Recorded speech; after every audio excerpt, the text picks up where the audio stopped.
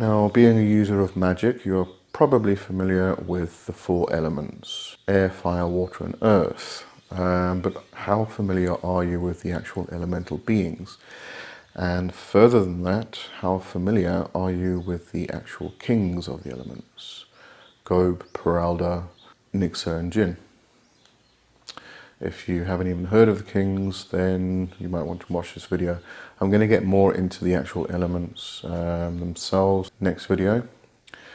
But today, let's have a look at the actual elemental beings and the kings.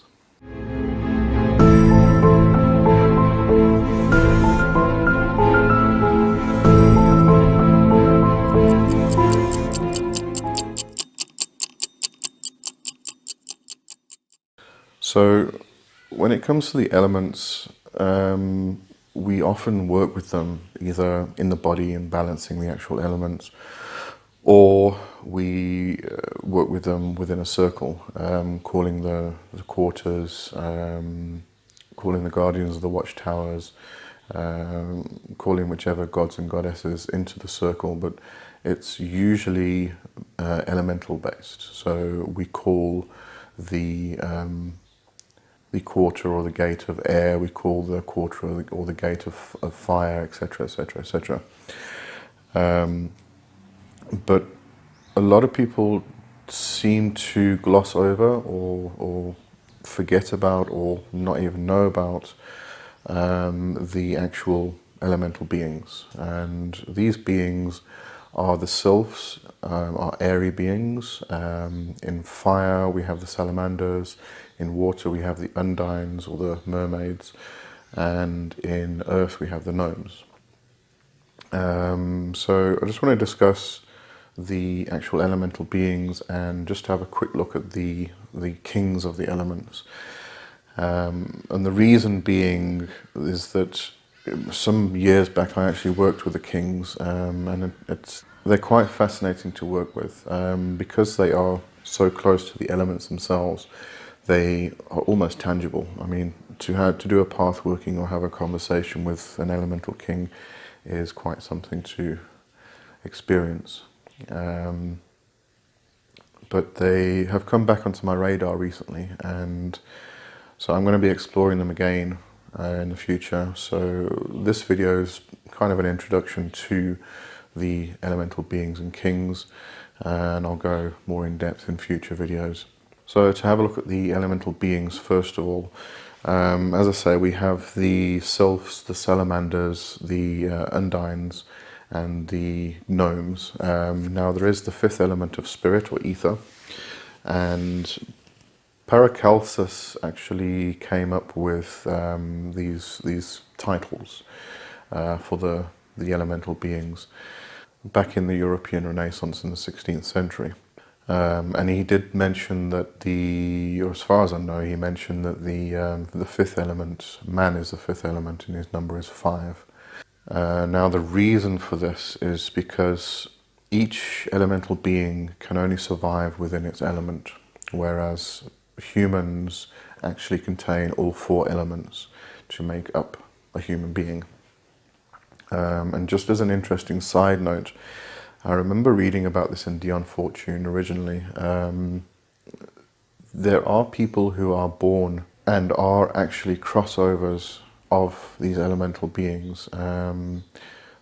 There's quite a bit of talk about it in various traditions actually, where the Fae or even gods, especially if you go into Nordic traditions, the gods and the actual Fae are kind of mingling with the human soul.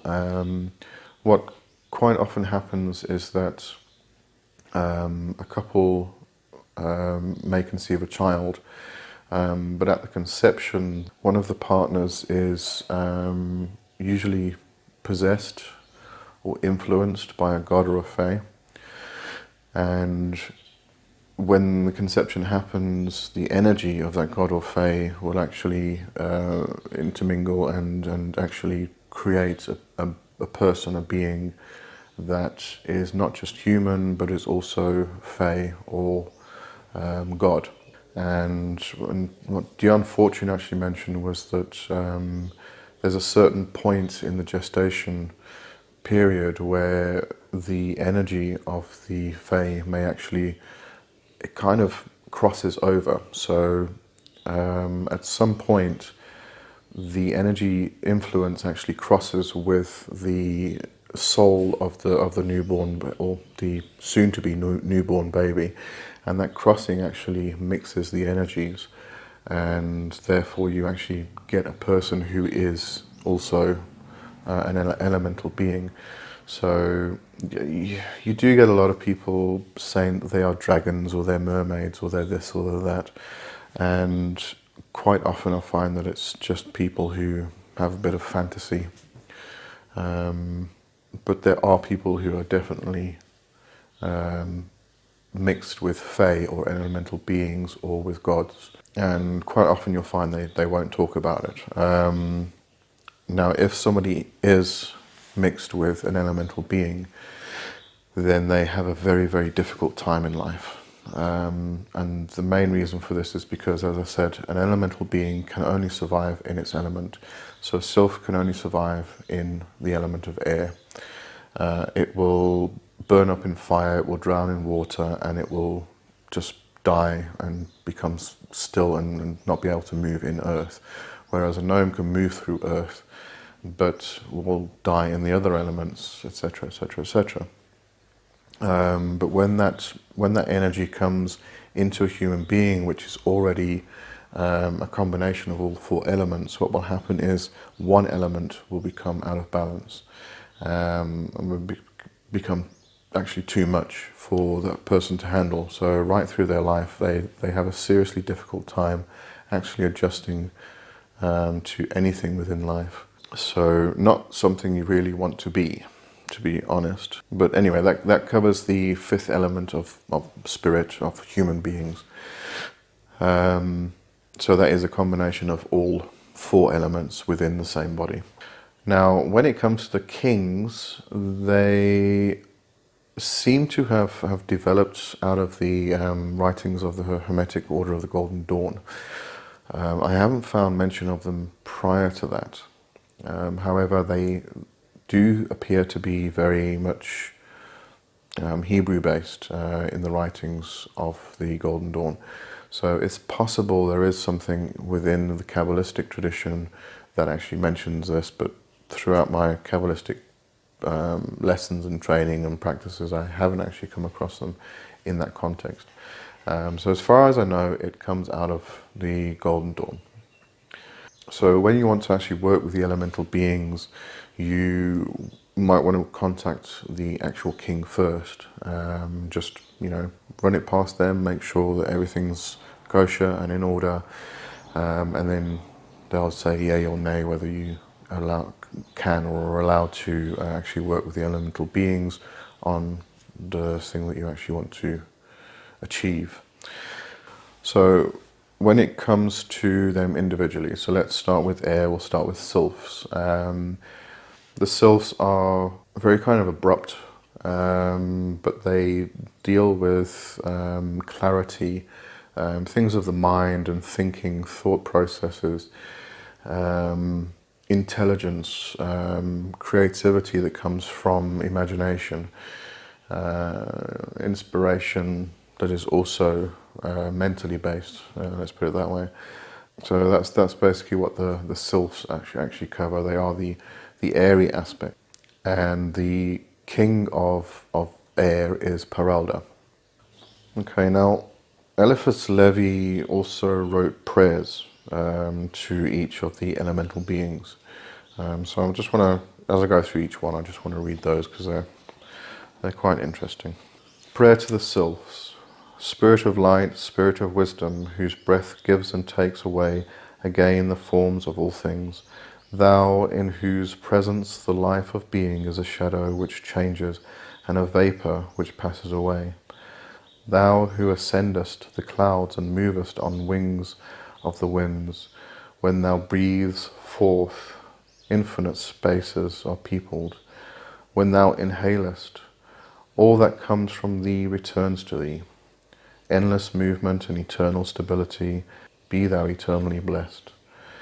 We praise thee and bless thee in the changing empire of created light, of shadows, of reflections, and of images. And we long and sing thee for thine immutable and imperishable light. Let the ray of thy intelligence and the heat of thy love penetrate even to us.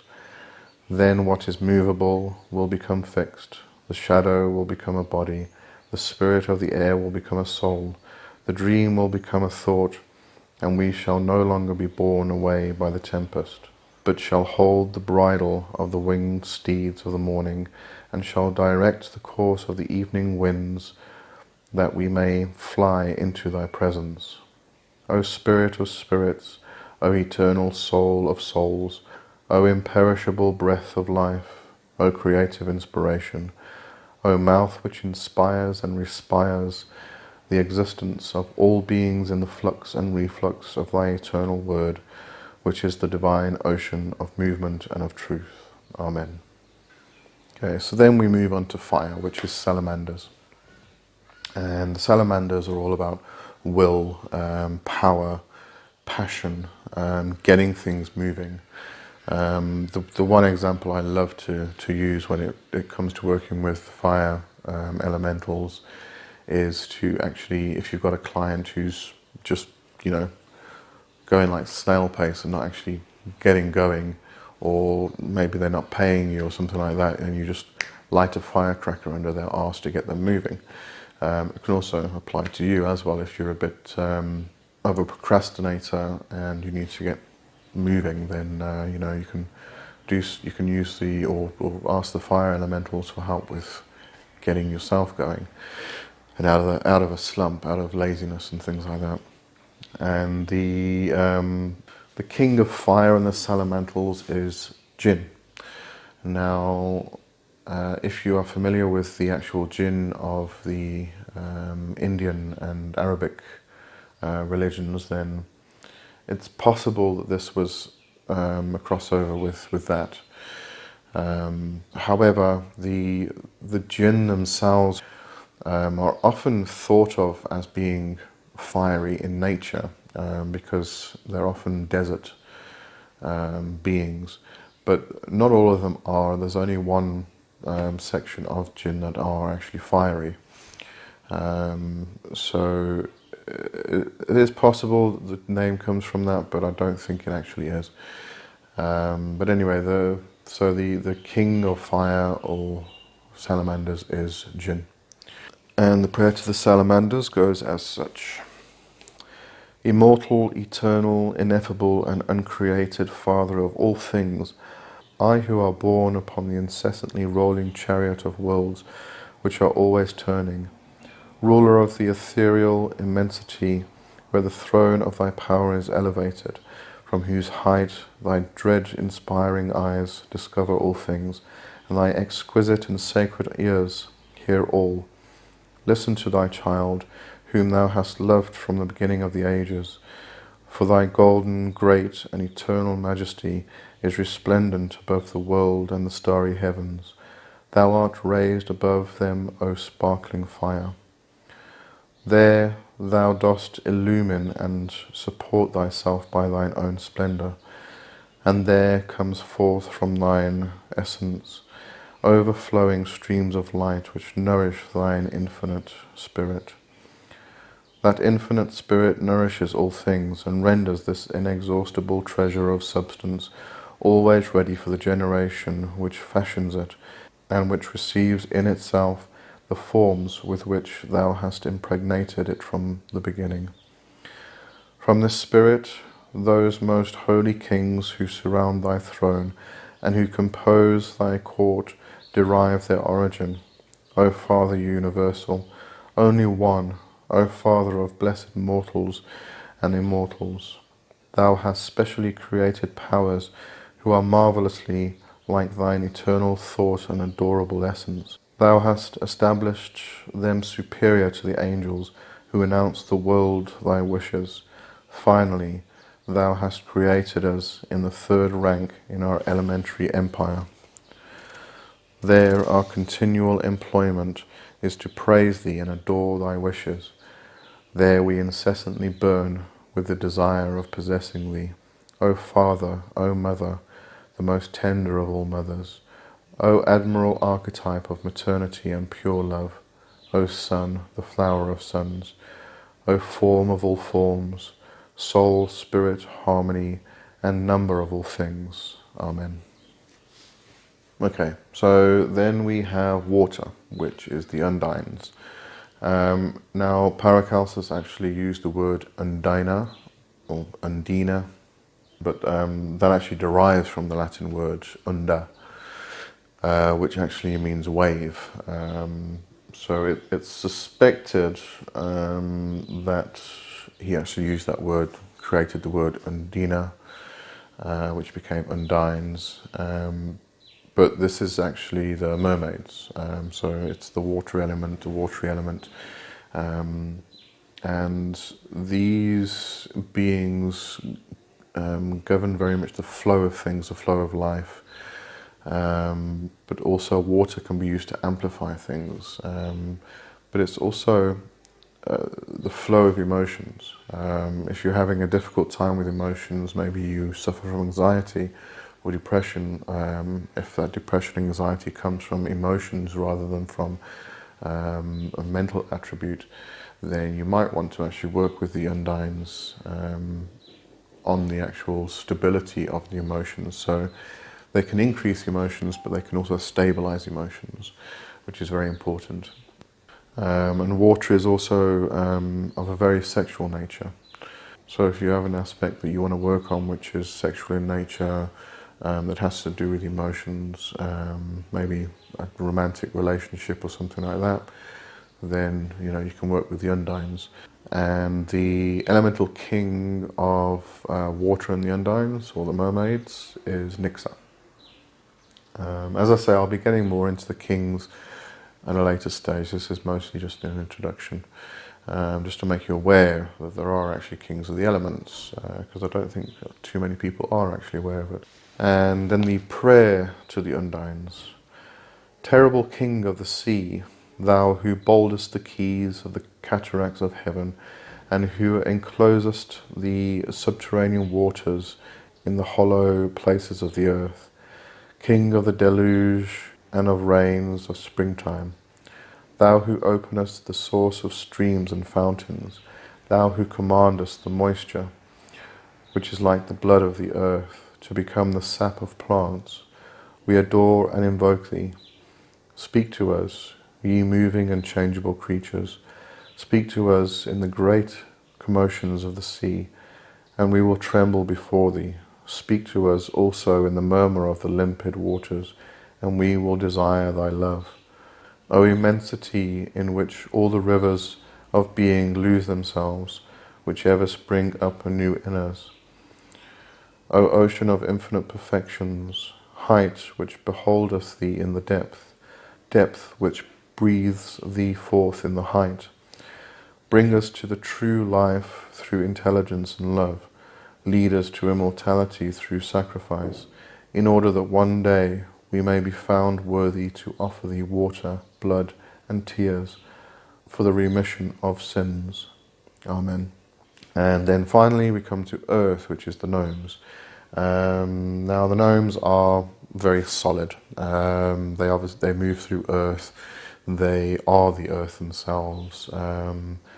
So they can be used or asked to help in cases of needing stability, maybe solidifying things within the household. They represent the warmth of the household, and also you can use them in money magic, for instance. Money comes from the earth in the form of silver, gold, the metals, precious metals, and things like that. So that's the gnomes, and the king of the gnomes is Gob. Now, when I did work with the elementals and the kings some years back, I did work with King Gob quite a lot, more than the others. And an interesting little tale. A long time ago, right at the beginning when I started moving into paganism and got online and started or joined groups and things like that. It was then Yahoo groups, which I see are actually being dismantled now. Come December, I think it was, beginning of December, there's no more Yahoo groups, which is kind of sad, for people like me who that's all we really had back then were Yahoo groups. There was no Facebook or anything like that, and Usenet. But anyway, getting off track. So back then, my moniker or my pagan name was Oakman, and I was going through an initiatory period at one stage, and this was around the same stage I was working with the elemental beings, and I actually gave a path working to a friend of mine, and she went on this path working, and it was to actually go and meet King Gob. And when she reported back after doing the path working, she said that my name is now Red Oak. I'm like, what do you mean my name's now Red Oak? And she said that during the conversation with Gob, she actually mentioned that I had sent her, and she said Oakman. And he said, oh yes, Red Oak. So my name during that initiatory period became Red Oak, and that kind of stuck. And if you have a look at my books, I used the name Lee Red Oak Johnson, so I think that's going to stay for a very long time. Even when I write my new books, I'm going to still use the same name. So Red Oak's stuck and will stick.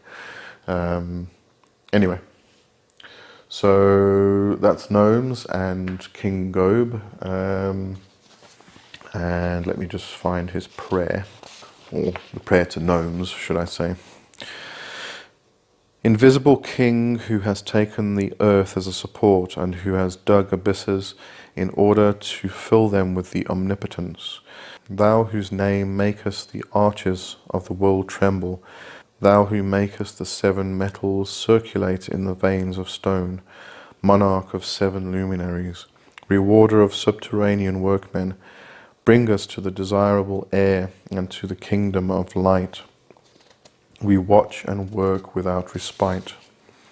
We seek and hope by the 12 stones of the holy city for the talismans which are buried by the magnetic nail which passes through the centre of the earth.